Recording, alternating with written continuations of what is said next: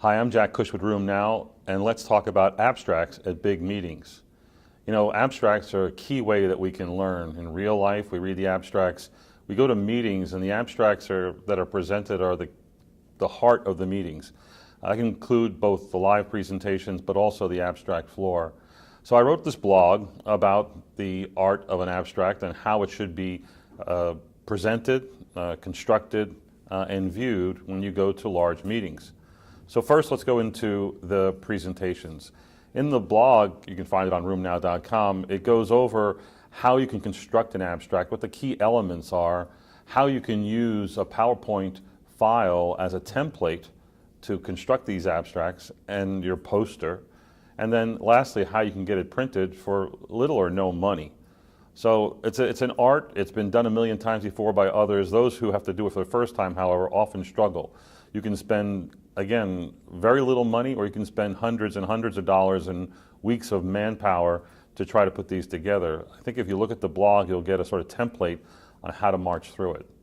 Next is actually how to present the abstract, especially a poster on a big meeting floor like at EULAR or ACR.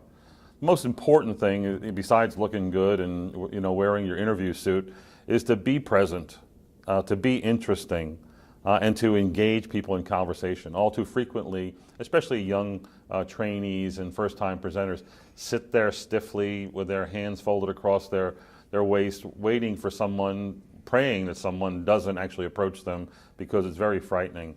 But you really need to learn that it is the interaction that can be both the most interesting, the most learning, and maybe the best thing for your research career and ultimately your publication.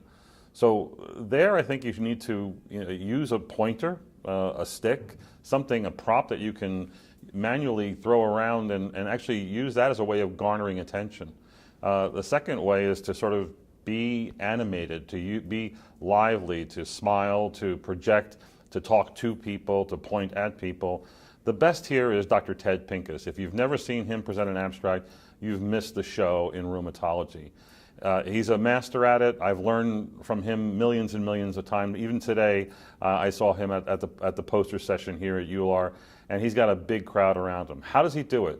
Well, people walk by, he's a recognizable person, and they stop just to say hello, but then the show takes over, his abstract. And he starts pointing, and he starts waving his hands, and being very animated, and asking questions, and what would you do? I'll tell you what we did. And before you know it, one person becomes 3, becomes 12, and now there's a log jam of rubbernecking going on, and people are straining their necks to see what's going on at that poster. Oh, that's Dr. Pincus. So again, you can learn from that. It may not be your style, but that style of engagement is truly important in learning from the abstract experience. And lastly, how are you going to view and take in the abstracts when you're attending a meeting?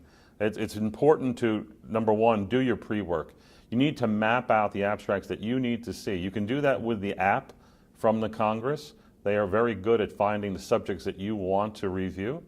But you can also go through the abstract book, write down the numbers, basically make a hit list of what you need to see when you hit the abstract floor the next day. Then you need to navigate. Where am I going to go? How am I going to get there? The one big problem and the one great benefit at the same time of the abstract floor is that you'll meet all your friends. You'll run into people who you haven't seen in years. Before you know it, you can spend half of your 90 minutes or most of your 90 minutes doing social things, which is just fine if that's what your intent is.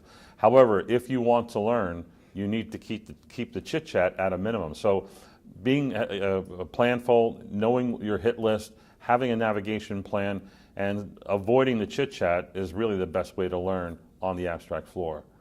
Be sure to go out there and learn. Be sure to tune into Room Now.